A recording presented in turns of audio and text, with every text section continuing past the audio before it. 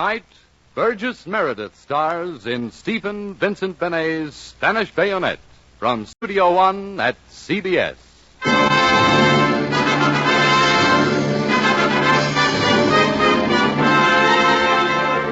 The flowers, Miss Gentian, they're beautiful.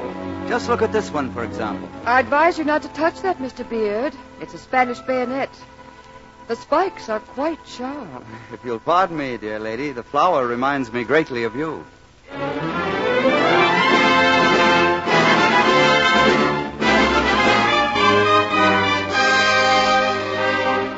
We invite you to Studio One, radio's celebrated playhouse of dramatic entertainment, featuring the world's great novels, stories, and plays in special versions for listening.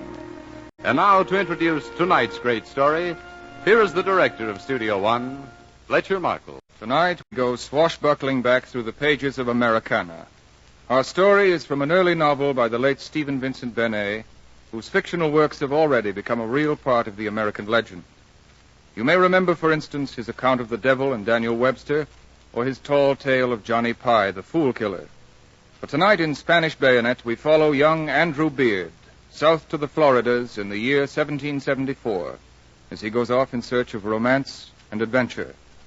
And to play Andrew Beard tonight, we are happy to welcome back one of our favorite stars of stage and screen, Mr. Burgess Meredith.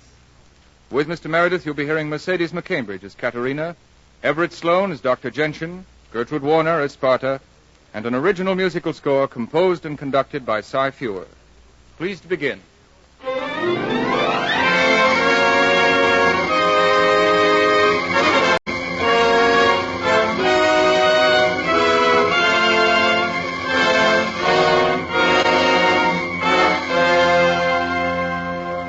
It was a winter evening in the year 1774 when my father summoned me to his study. I had no idea that he was about to send me off on a venture which would change my entire life. With him was Captain Stout, who just sailed into York Harbor after a voyage to the Floridas. Andrew, my son, you've heard Captain Stout and me speak of Dr. Gentian. Oh, I have, sir, many times. He's the gentleman with the indigo plantation near St. Augustine. It's the same lad. I've come back north with a cargo of the stuff. Captain Stout has also brought me a letter from Dr. Gentian. He looks forward to making your acquaintance. Indeed, Father? Is he coming up here to York Colony? Dr. Gentian gives no indication of such a visit. And how will I have the honor of his acquaintance? Your father is sending you to Florida. What? I did not intend to put it so bluntly, Captain Stout. Yes, Andrew, I am sending you to St. Augustine. But, Father, You will sail with Captain Stout in 2 weeks. I shall appoint you my personal representative. If times were more settled, I would go myself. Well, naturally, I'll go if that is what you wish, sir. Well, good lad. Andrew, these are troubled times. Up in the Bay Colony, tea dumped in Boston Harbor. Here in New York, sons of liberty making seditious speeches against the crown. Well, there's none of that whistle-belly talk down in the Floridas. I have an idea that the Floridas may, one day, be the last haven for a man of property. There's a deal of money to be made down there. Oh? Dr. Gentian, for example. 5 years ago, he brought in a shipload of Spaniards to work his indigo plantation. Slaves. And last year, he made 3,000 pounds clear. I'm anxious to discover if his venture might not be profitably copied by other gentlemen of fortune. This is to be my mission? And the most important mission, boy. Does Dr. Gentian know that I'm coming? I wrote him several months ago, Andrew, proposing that you visit him as my agent. This letter is his reply. He and his daughter will be delighted to have you for as many months as you wish to stay. Begging your pardon, Mr. Andrew, I've seen Miss Sparta Gentian, and she's as handsome a lady as ever was. Florida is a strange, rare country, Andrew. You'll enjoy it. I believe I shall, sir. Good. Captain Stout, your glass. Thank you, sir. And a glass for you, Andrew. Thank you, sir. Now then, I propose a toast to you, young man. Yes, Andrew. Let us drink to your visit in the Floridas. And to a fair voyage. I'll drink to that, sir. A fair voyage.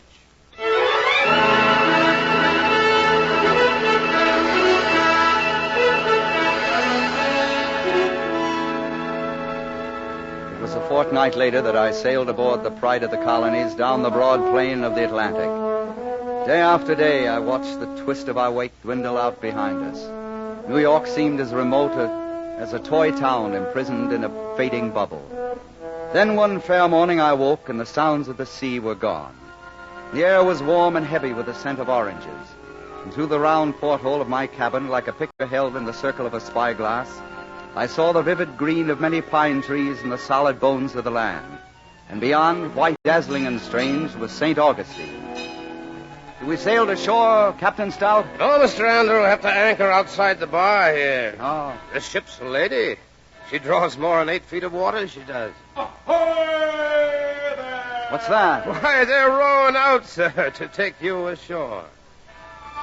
As we rowed towards shore, I could see Dr. Gentian and his daughter waiting on the dock. He had a merry, smiling face, and I was drawn to him at once. And as for Miss Sparta Gentian, she was yellow-haired with eyes as gray and changing as a winter cloud. Mr. Beard, my daughter Sparta. Welcome to the Floridas, Mr. Beard. Your obedient, obliged servant, Miss Gentian. And yours, Doctor. It was very good of you to meet me. I had no idea your plantation was so near St. Augustine. Not far, Mr. Beard. Some 60 miles distant. 60 miles? That's quite a journey, sir. 3 days by land, Mr. Beard. But Father wouldn't hear of letting you arrive unwelcome. I'm most grateful. A pleasure, I assure you. As for my daughter, she comes to St. Augustine on the slightest pretext. Like most young people, she finds plantation life rather dull. And I'm certain that I, for one, shall not find it so. But it will prove quite boring after life in New York. My dear Sparta, do not discourage our guest the moment he arrives. Come, Mr. Beard. Best not stand in this heat. You're not accustomed to it. My arm, Miss Sparta. Thank you. Oh, we're staying the night at Judge Willow's here in St. Augustine. There will be a dinner in your honor this evening. In my honor, sir. 'Tis the custom, Mr. Beard. We have visitors so seldom that each arrival is an event. Everyone will be there. Including Governor Daniels. I'd better give you fair warning about him, Mr. Beard. He'll ask you every sort of question about conditions up north. Naturally, you're loyal to the king. Sir, I'm a staunch loyalist. No offense, Mr. Beard. We're all loyal. I merely meant to warn you that the governor speaks of nothing else. No charm, no manners, a blundering fool, but still he is governor of the Floridas. My father dislikes Governor Daniels intensely. Indeed, and as your father's guest, Miss Gentian, I consider it my privilege to dislike him also. Well spoken, Mr. Beard. Well spoken indeed.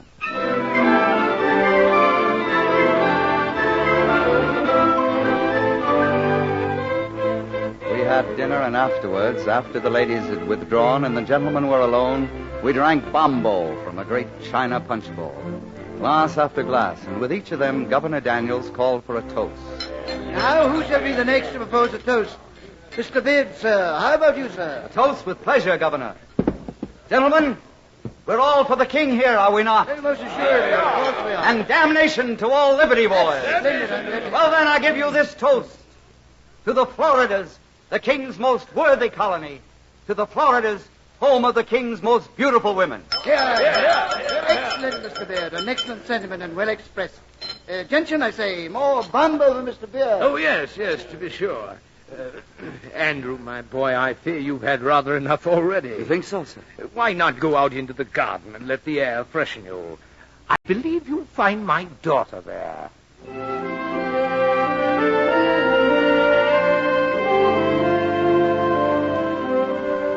The air in the garden was light with the frail sweetness of crepe myrtle. And the moon was huge and pale, crowning the trees and the flowers with silver. A little wind stirred them like the ghost of a hummingbird. I breathed deeply and stared at a strange plant that seemed quite luminous there in the moonlight. Then I heard a step and looked up. Mr. Beard, haven't you been inside at the banquet table? I was there until a moment ago. And what drove you out here? I'll wager it was Governor Daniels. Oh, to be honest, Miss Gentian, your father suggested the air might do me good. Also, that I might find you here. Indeed? I admire your father very much, Miss Gentian. Most people do. In fact, I admire this country of yours. Orange trees, palms, and flowers. They're beautiful. Just look at this one, for example. I advise you not to touch that, Mr. Beard. It's a Spanish bayonet. The spikes are quite sharp. Spanish bayonet. We have nothing like that in your colony. It's a tropical plant. If you tried to take it north, it would wither and die before you passed the Carolinas. Well, if you pardon me, Miss Gentian, the flower reminds me greatly of you. You're quite mistaken, Mr. Beard. If you seek for a comparison, let it be one of the Spanish wenches from our plantation. They give us problems as sharp as any spike. I'm sorry if I've offended you. You meant no offense, I'm certain. Then I'm forgiven, Miss Gentian. Completely forgiven, Mr. Beard.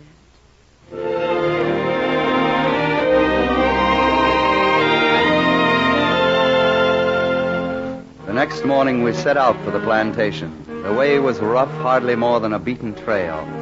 We rode through low barrens smelling of pine needles, through swamps where alligators slept, and Spanish moss clung like witches' hair to ancient trees.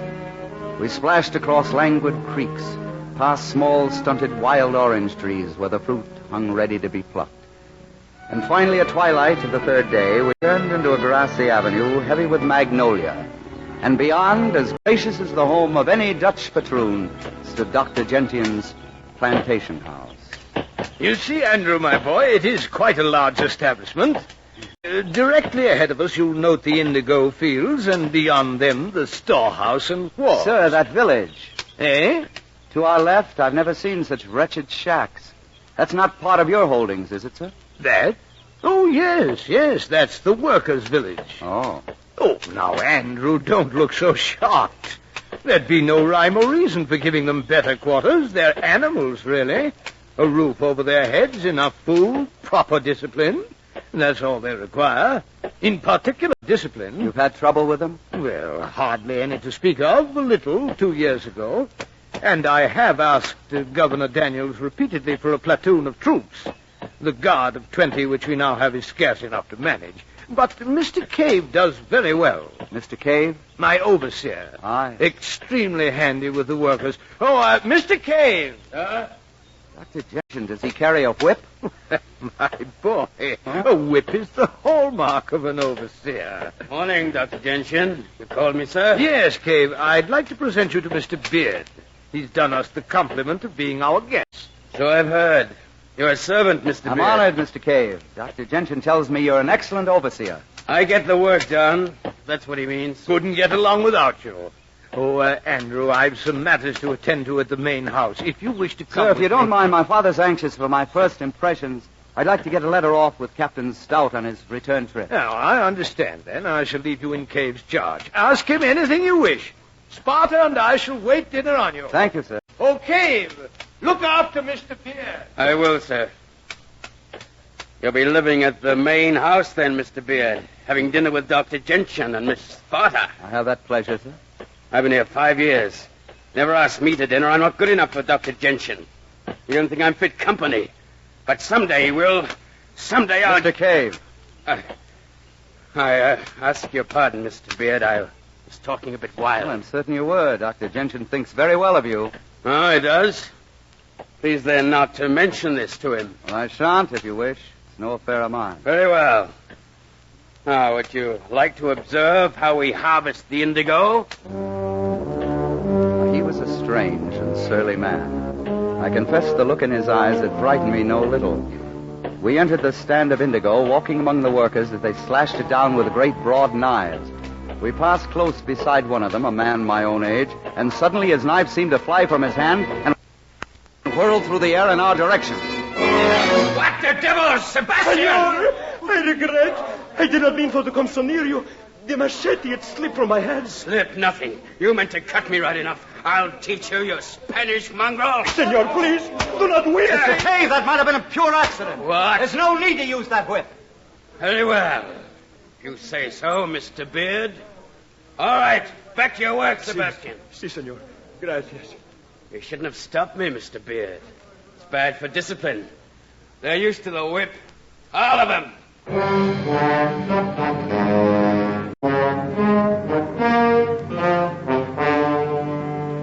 Was I wrong to ask Cave not to use his whip? This was indeed a strange country with different ways from those that I'd ever known. Was I wrong? I resolved to put it from my mind. It was not really my concern how the overseer treated the workers. And that evening after dinner, Sparta played the harpsichord. and her hands moved like quicksilver across the keys. She played quite beautifully, and the music wrought a spell across my mind. You are fond of music, Mr. Beard? At times, At what times? when it is played by a beautiful young lady.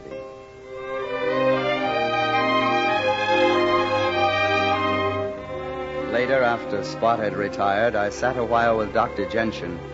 It was quite late before I took a candle and made my way up the polished staircase. The upstairs hall was filled with shadows. As I walked toward my room, someone called to me from a dark doorway. Senor Beard. Who is it? Sparta? No, senor. My name is Katarina. Katerina? See, I am one of the house servants. Ah. I want to thank you for Sebastian, senor. The one that you saved from the whip.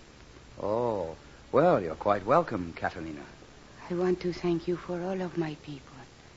Senor, you are the first who has ever been kind to us. Perhaps you can help all of us. I don't understand. To get our land, senor. That which was promised to us after we worked for 3 years. Now it is 5 years and still we have it not. It was promised... Katerina! Katerina, what are you doing away from the servants' quarters? The senor could not find his room. I shall take him to his room. You may go. Sí, señor doctor. Buenas noches. A striking wench, that one, eh, Andrew? Yes, sir. She wishes to yes, thank me. I overheard. Is it true what she said about their land? Oh, in a way, Andrew. When I fetched them here 5 years ago, they were to pay off their passage in 3 years. Then they were to have their freedom and 50 acres of land. But they don't have that? No, Andrew, but the blame lies at Governor Daniel's door, not mine. Oh, I didn't mean that, sir. Oh, that's quite all right, my lad. A pretty face inspires sympathy, I know. But you see, as governor of the Floridas, only Daniels can dispense freedom. We had some small disturbance 2 years ago. It was nothing. It was quelled easily. Yet somehow word got to St. Augustine.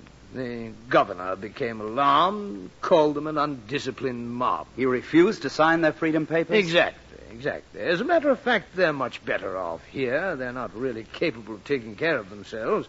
You've seen what they're like. Yes, sir, I have.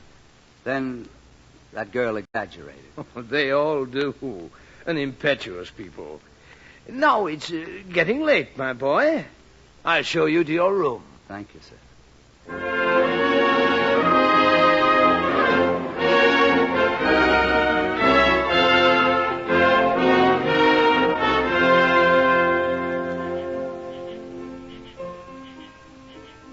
Andrew, is that you, my boy? Yes, Dr. Gentian.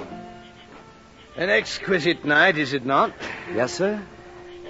Sparta has informed me that you are in receipt of a letter from your father.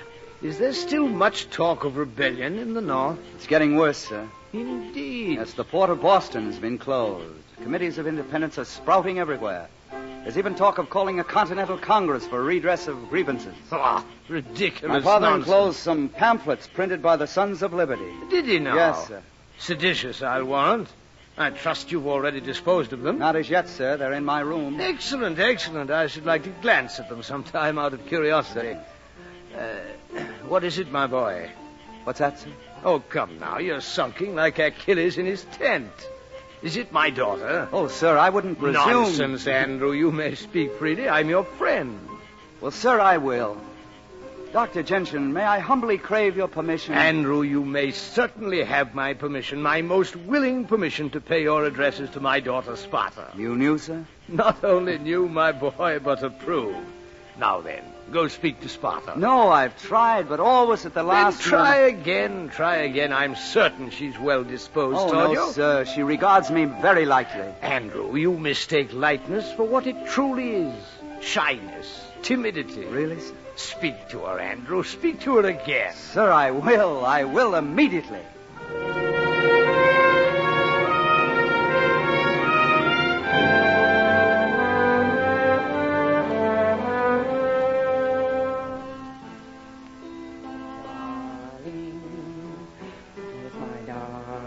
My true love evermore. Sparta, That was beautiful. Andrew, I fancied myself alone. Well, I only entered this minute. I've been speaking with your father. Do you wish me to play another air? No. Sparta, I have a question to put to you. Well, what is it? Sparta, I ask for the honor of... Would you grant me... Sparta, will you marry me? Didn't you hear me? I asked. Yes, Andrew, I heard you. I put my arms about her and kissed her, and my heart stopped as if the pointed blade of that flower, the Spanish bayonet, had pierced me with a golden thorn. And her lips were cool beneath mine, and she still seemed quite unattainable. But I was certain all that could be changed. Andrew? Tell me, what is your answer? My answer? Oh, yes, Andrew. I will marry you. My darling.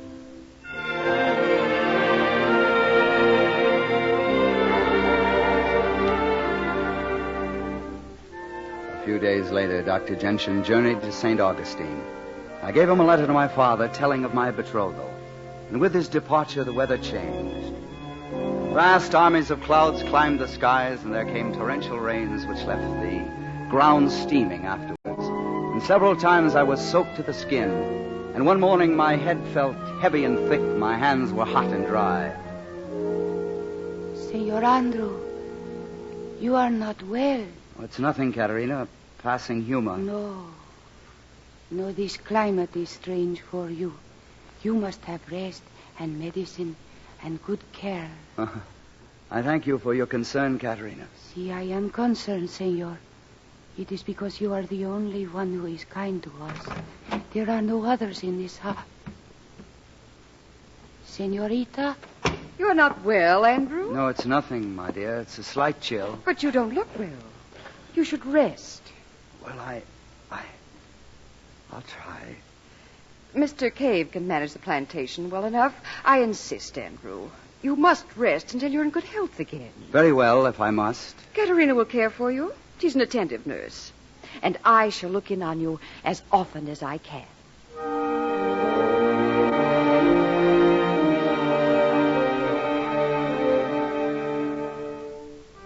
But Sparta came very seldom. Each time there was a rap on my door, it was always Katerina. I have brought you some tea, Senor Andrew. Where is Miss Gentian? She is occupied. Tea, Senor Andrew. Then you will sleep.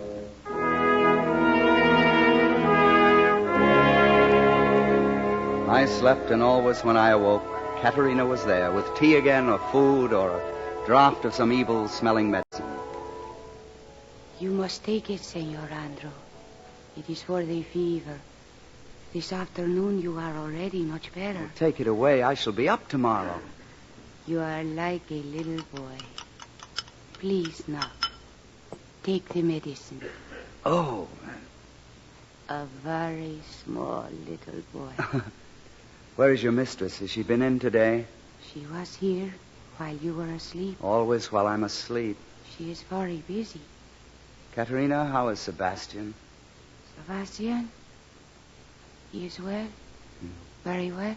When you're going to marry him? I do not think I shall ever marry him. Why not? For no reason. Well, I'm sure he wants to marry you. You're very beautiful, Katerina. I am, Senor Andrew. Do you believe so? I think you grow more beautiful every time I see you. You should get married. Your mistress is going to get married. Go to sleep, Senor Andrew. You have a fever. Go to sleep.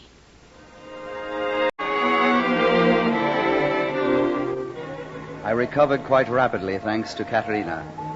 Then late one evening, I opened my eyes. There she was, sitting beside my bed. Katerina, what is it?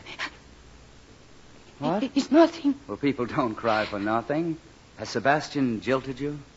It is not Sebastian. No? Well, then what? Katerina, is it that what you talked about the first night I arrived? Yes. I weep for my people. Oh, you needn't worry.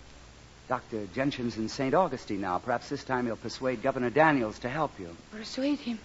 I do not understand. Persuade him to what? Well, to grant you your land, of course. Ah, senor. It is not the governor who cheats us. It is Dr. Gentian. No, that's not true. It is true. You have been very kind to us. Why should I tell you an untruth? It is Dr. Jensen who refuses us our land. 2 years ago, he refused. We tried to get away to reach the governor to protest. 20 of us were shot. Dr. Jensen did that? His men did, at his orders. Well, I can't believe this. It must have been Cave. Cave, yes. But at Dr. Jensen's orders. Senor Andrew, listen to me now. Yes? A few days ago, before you took sick, I find here in your room some papers, some pamphlets. You will forgive me, Senor, I took them. They were written by the Sons of Liberty. What about them? They say the king is a tyrant. They call on everyone to be free. Is this true? Is the king like this? Is he a tyrant? Oh, I know. At least I've always thought he wasn't. But the doctor is a tyrant. In the workers' village, we have read these pamphlets, and we know our tyrant is Dr. Jensen. As for his daughter... What about his daughter? No. I had better go. Yes, perhaps you had. You've said too much already. Si, senor.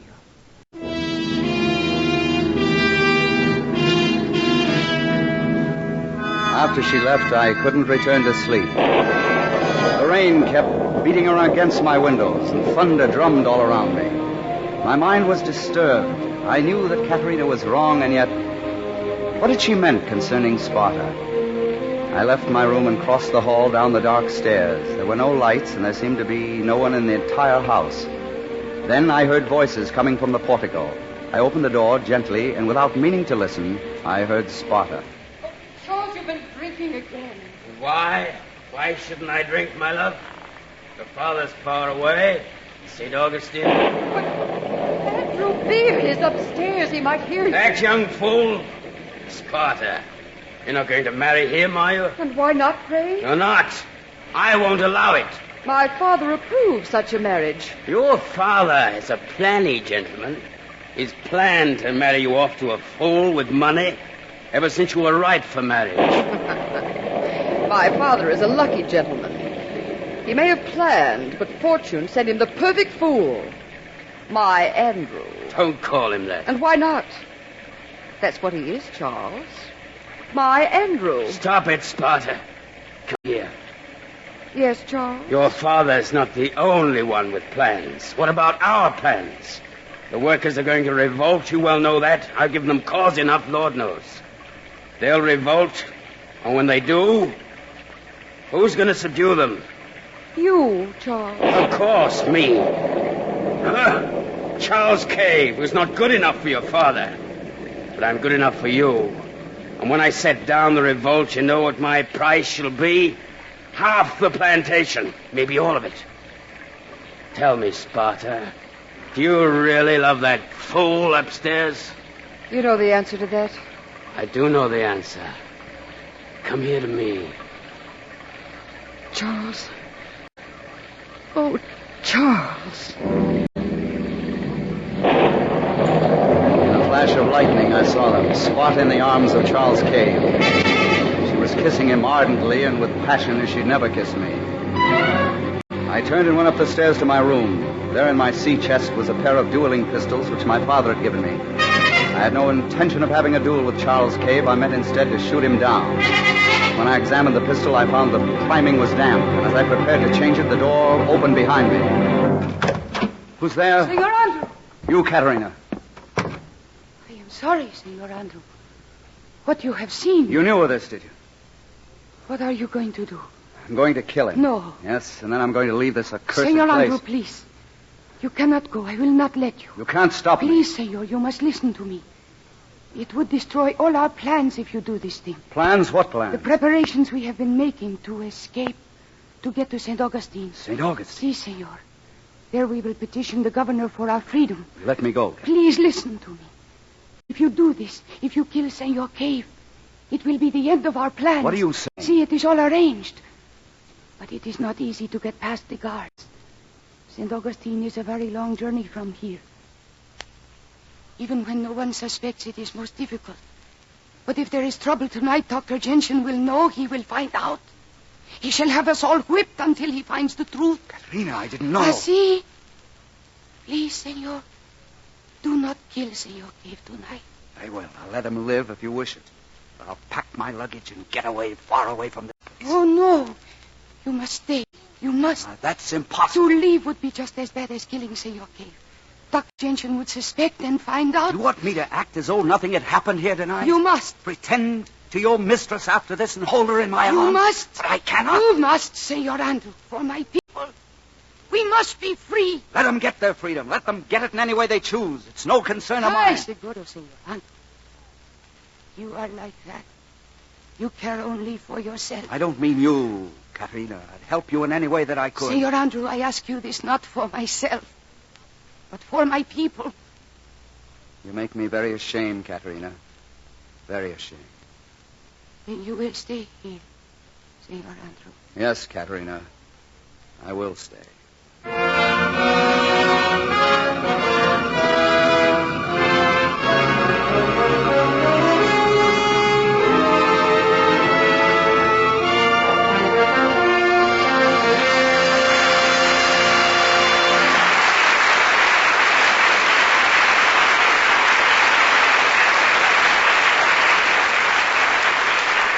From Studio One, radio celebrated playhouse of dramatic entertainment, you are hearing Burgess Meredith, starring in Spanish Bayonet, a version for listening by Sheldon Stark, based on the Stephen Vincent Benet novel.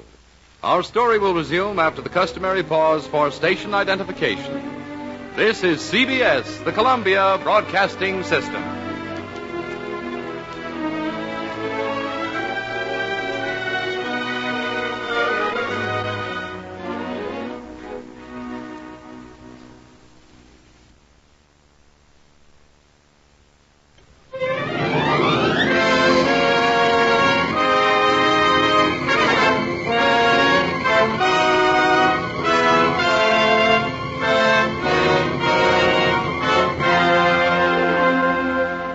From Studio One, we continue tonight's full-hour dramatic entertainment. Burgess Meredith stars in Fletcher Markle's production of Spanish Bayonet by Stephen Vincent Benet.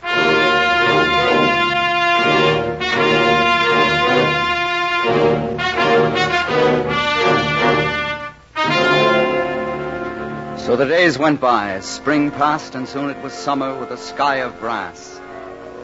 All was as it had been, only under the surface, hidden below our daily round like the gleam of fish in deep water, lay the constant current of our plans. I helped the workers to discover the daily routine of the guards, and more food was hidden against the day of escape. A few more muskets were added to the precious hoard of arms. But there were dangers. Charles Cave was everywhere, watching and spying. And one day I was summoned to Dr. Gentian's library. Andrew? You wish to see me, sir? Yes, my boy. Come in. Come in. Andrew, are these the pamphlets which your father sent you from New York? They are indeed. Where did you find them? I was the one found them, down in the workers' village. How do you suppose they got there, Mr. Cave? I presume it's my fault their being there. Yours, Andrew? Yes, sir. Oh, yes. These are the tracts printed by the Sons of Liberty, are they not? Yes, sir. I had them in my room. Yes, they're most extreme. Really quite treasonable. All I want to know is how the workers got them. No idea, Mr. Cave. Dr. Gentian, surely you don't believe I take them there deliberately? No, Andrew, certainly not. Mr. Beard, if it wasn't deliberate, it was most careless, I'll warrant. I never took them out of my room. If you're accusing me... Mr. Cave, apologize. But, sir, Apologize. At once, sir. I ask your pardon, Mr. Beard. I'm sorry. Perhaps then it was one of the servants. Servants? Aye. One of them might have taken them from your room. That wench, Katrina. That's nonsense. It does not matter whether the workers read these or not. Cave keeps them well in hand. Everything is peaceful, is it not, Cave? Yes, sir. There's no sign of trouble. Yes. There we are, then. No cause for worry.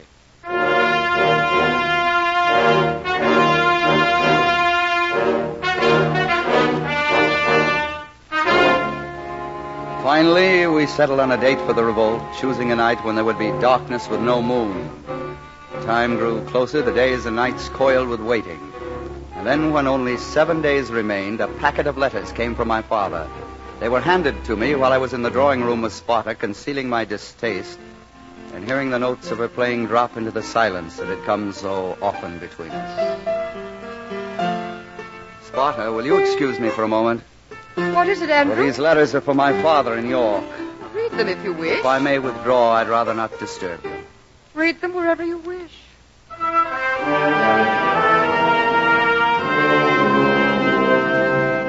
I stood beside a chest in the hall, turning the packet over and over, afraid to open it because I knew my father would grant his permission to wed. At last, I broke the seal, but before I could read, the hall door swung open. It was Katerina. Senor Andrew. She sounded frightened. I dropped the packet of letters on the chest and went to her. Senor. Katerina, what's happened? I am troubled. Senor Cave. Wait, Katerina. Better not talk here. Come outside. But your letters... No, they'll keep. What is it, Katerina? I am afraid. Outside. Now, what's this? What's this about Cave? Senor Andrew, he saw me below at the cabins. Is that all? You've been there dozens of times. No, this time was different. I was with Sebastian and with some others, and while we were speaking, Senor Cave appeared from around the back of the cabins. You were talking of next week? Yes. But you stopped, didn't you? He couldn't have heard. Perhaps. He has been watching for days. He suspects... You're imagining this. No, he does. Don't think about it. It does little good to concern yourself. He might. Well, it's quite possible he watches you for a different reason entirely. For what reason? You're very attractive, Katerina. Oh, no, I repeat, you're very attractive. Oh, Senor Andrew, I am very frightened. No, Katerina, you mustn't be frightened. Here. Senor Andrew, you kissed me. Yes, I did. I didn't mean to. See? You were sorry for me. Katerina, you must be calm if you act like this. It'll be noticed, don't you see? Now, you better go to your room. To my room? Yes, I'll tell your mistress you've a headache from too much sun. But I have no headache. Do as I say, please, and stay there. Very well. Stay there until morning.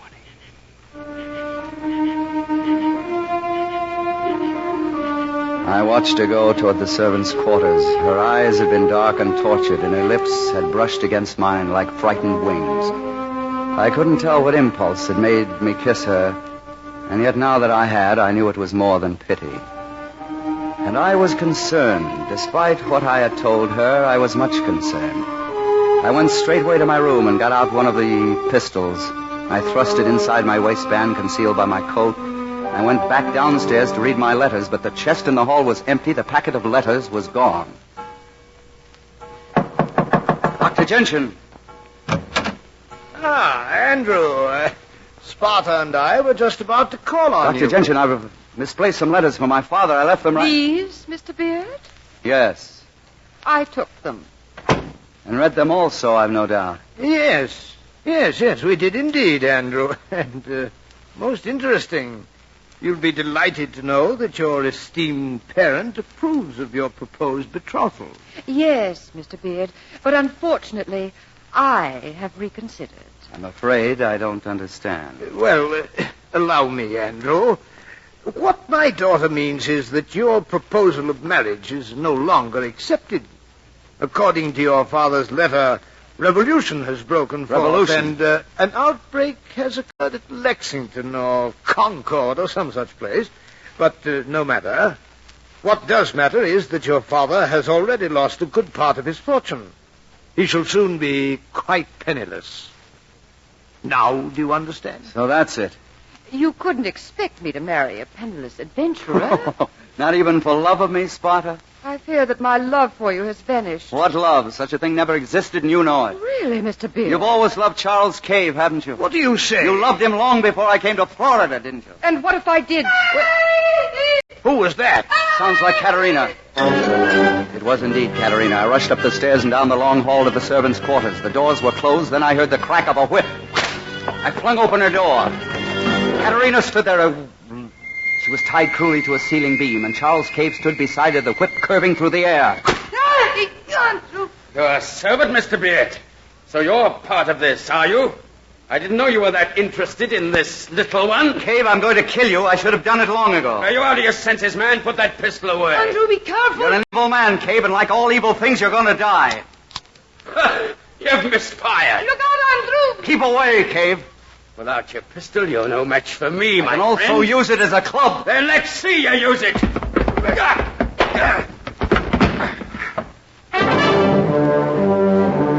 Cave was stunned by the blow I gave him across his head. It took but a moment to snatch up the piece of rope and bind his hands. I left him there, struggling to get free while I cut Katerina down from the beam. And I took her in my arms, and I held her close to me. Katerina, My Andrew. we must leave here immediately. We must start for St. Augustine this very night, all of us.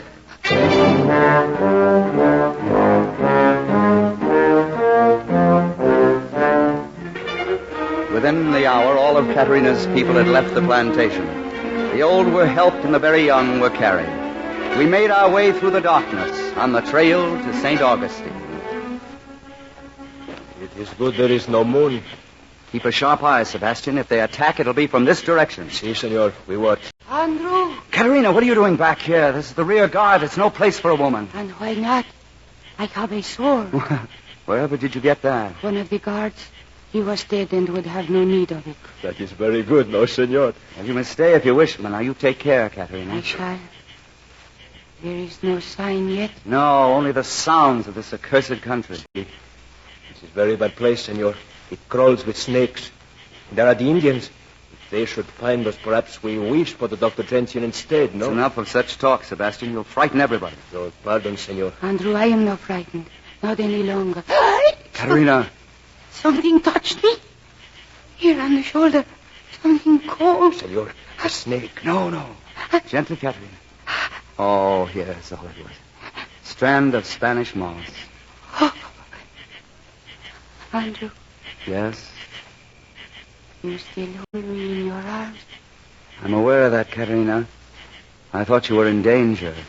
And I thought, I also. The danger is over, Andrew. not all of it. There's Dr. Jensen. See? Senor, we have far to travel. Katerina, take my hand.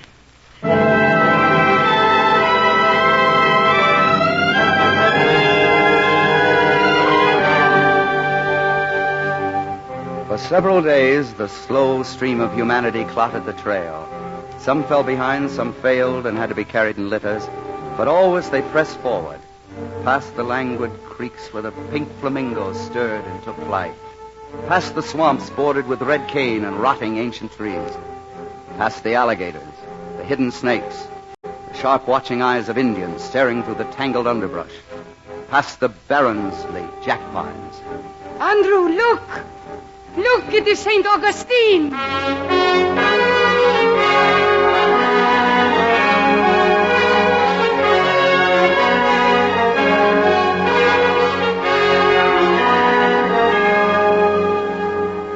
We made camp beyond the town and the flat plain. There was a deal of dust. You must have seen us from the walls, for cavalry patrol came towards us presently. And as they approached, Katerina, Sebastian, and I walked forward to meet them. But anchored offshore, I spied a welcome sight, my father's ship, Pride of the Colonies. And I pointed that out to Katerina. It is a beautiful ship. It's good fortune. Captain Stout is there, and he can vouch for us with the governor. St. Augustine. After 5 years, it is so hard to believe. Hard to believe? No, I, Sebastian, believe it with both of my eyes. Observe the soldiers who come to greet us. They have horses, but not the horses of Dr. Jensen. They have guns, but not Dr. Jensen's. These are the guns of the governor. Very soon we are free. Shall indeed be free, Sebastian. When I am free, you know what I shall do? I shall get my land. 50 acres for Sebastian, to work or not to work as I choose. Perhaps I shall only look at it. Hey, Katerina, what shall you do with your land? I do not know, Sebastian. 5 years to make up the mind that you do not know. Now, Katerina shall have no need of land. Senor, what is this? Katerina, would you board the ship with me? Will you come with me to York Colony? Andrew, I know not what you mean. I mean that I love you, Katerina.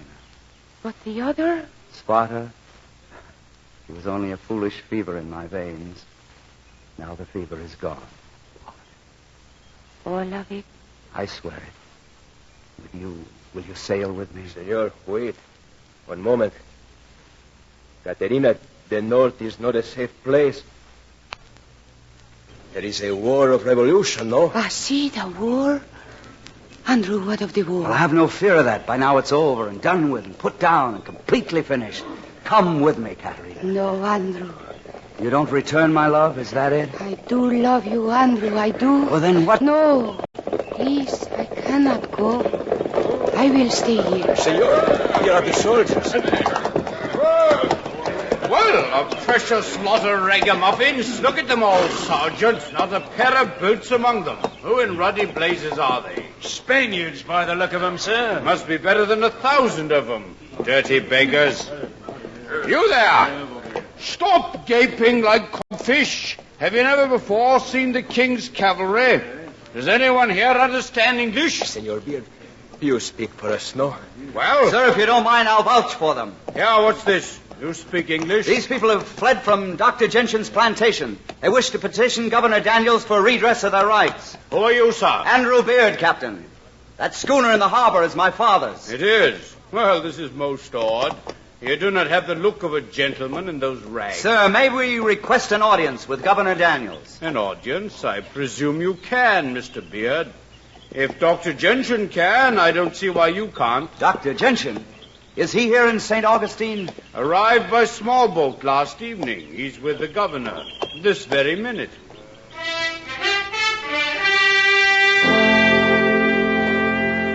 We were a hopeless lot, Sebastian, Katerina, and I, as we were ushered into the governor's chamber. For there, lounging in an easy chair, was Dr. Gentian.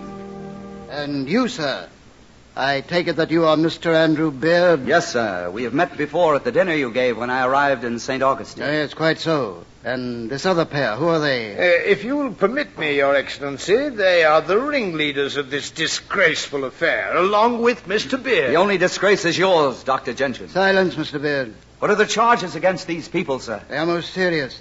Dr. Jensen accuses them of rioting and rebellion. Your Excellency, it was not a riot. It was an escape from slavery. A riot? Several of my guards killed. My overseer is down with a desperate injury. Jensen, if you please. You, young lady, you speak English? Yes, Your Excellency. Dr. Jensen has brought a very serious charge, young lady. If proved true, the penalty is very severe. Might even be death by hanging, you follow me?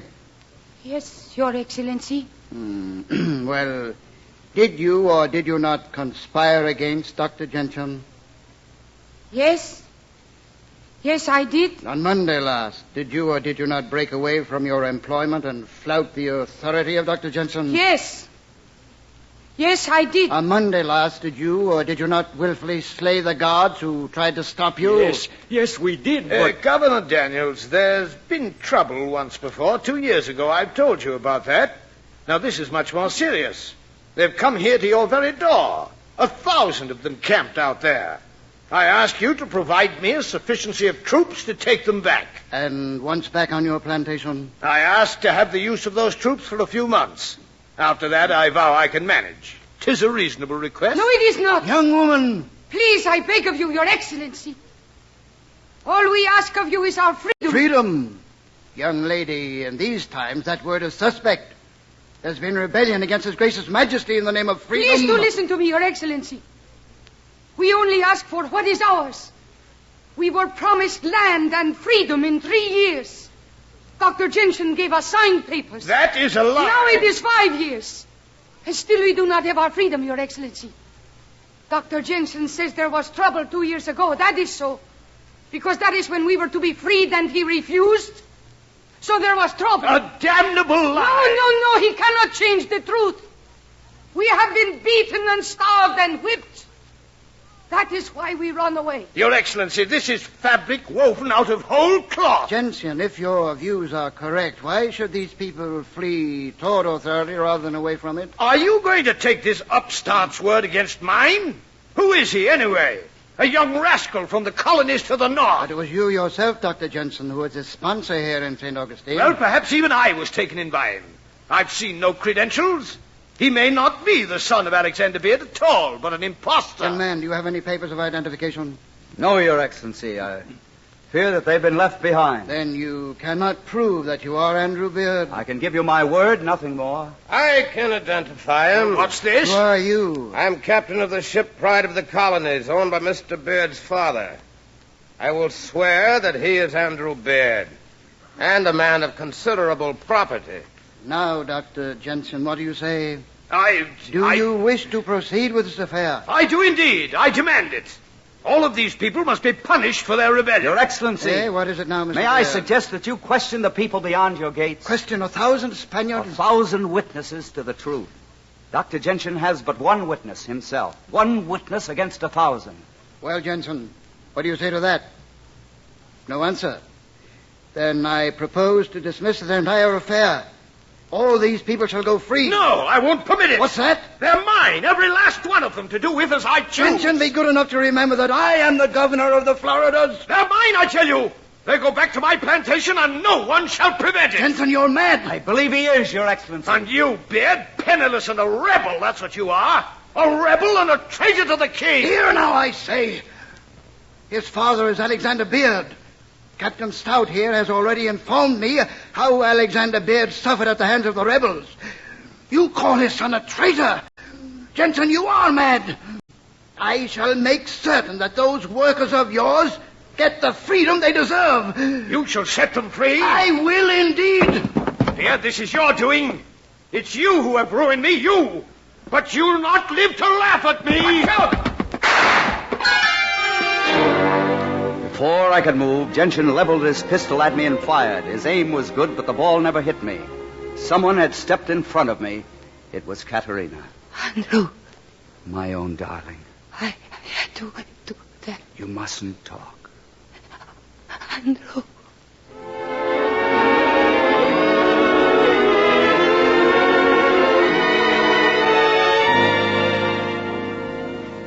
There, we've halted the flow of blood.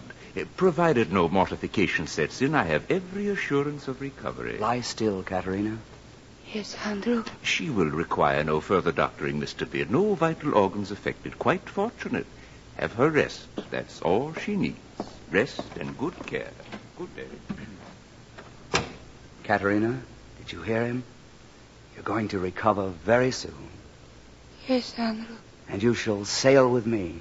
No. Katerina, we love each other. No, Andrew, no. We are different people. Different how?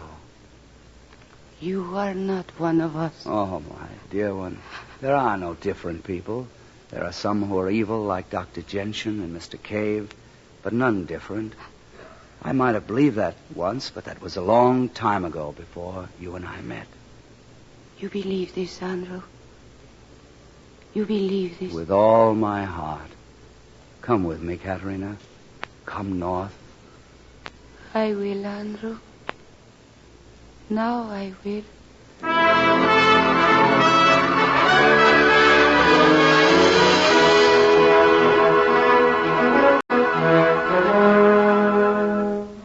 It was more than a month before Katerina had recovered her health and the doctor would give his permission for us to sail from St. Augustine. Captain Stout married us the first day at sea. After that, we were two people enclosed in a world of our own. Around us was the broad green sea, as lucid as an emerald. But one evening off Hatteras, we struck a tropical squall.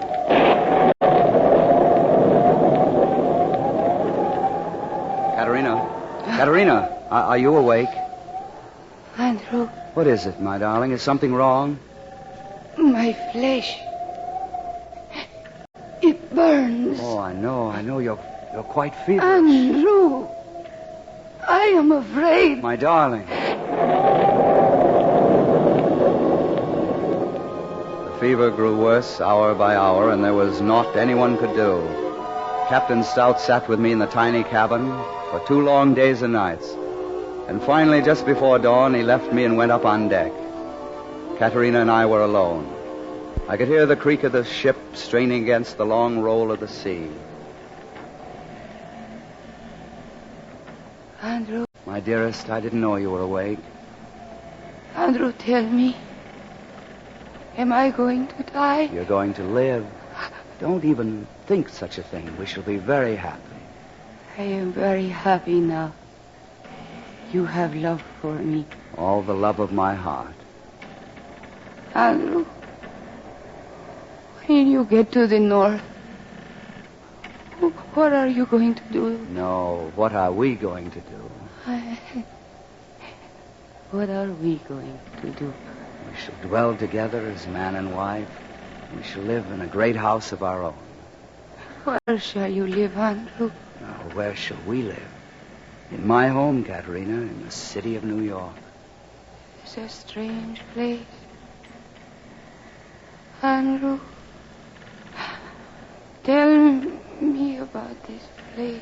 Well, it shan't be strange for very long. There are cobblestone streets. The ships ride at anchor off Fort George.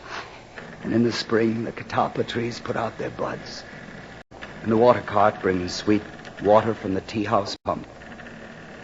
And in the winter, there is snow, and we shall go skating on L'Esplanad's pond. And we shall... Katerina. Katerina. Katerina.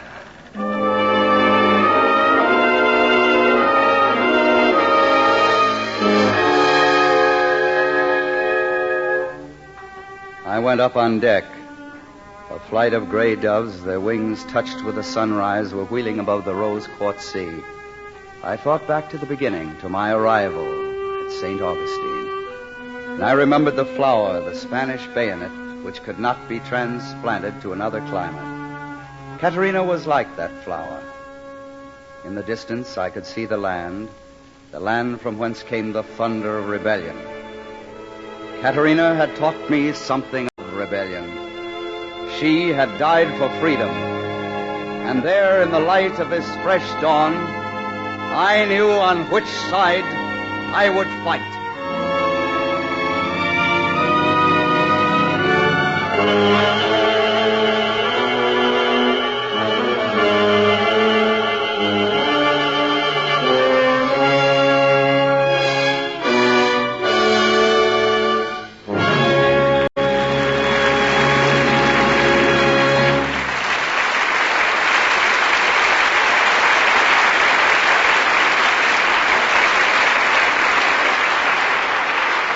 From Studio One at CBS, you have just heard Mr. Burgess Meredith, starring in Fletcher Markle's production of Spanish Bayonet by Stephen Vincent Benet.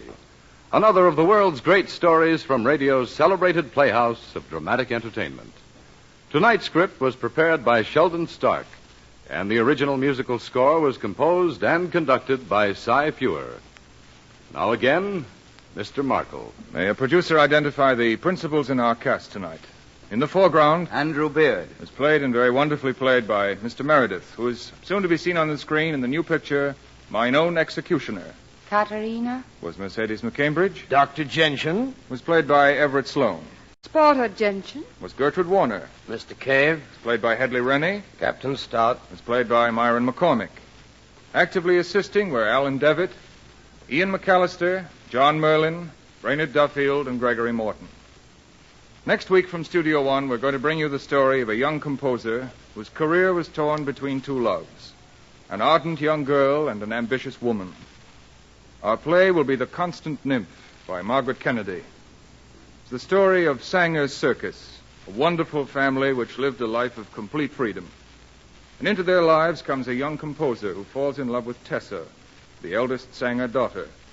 And love, of course, puts an end to Sanger's Circus. The happy family is scattered, and Tessa suddenly finds herself growing up. This tender love story is played against a background of concert halls and music, and we think you'll enjoy it. Please be with us. Now, until next Tuesday in The Constant Nymph, this is Fletcher Markle with a good night and thank you from all of us in Studio One.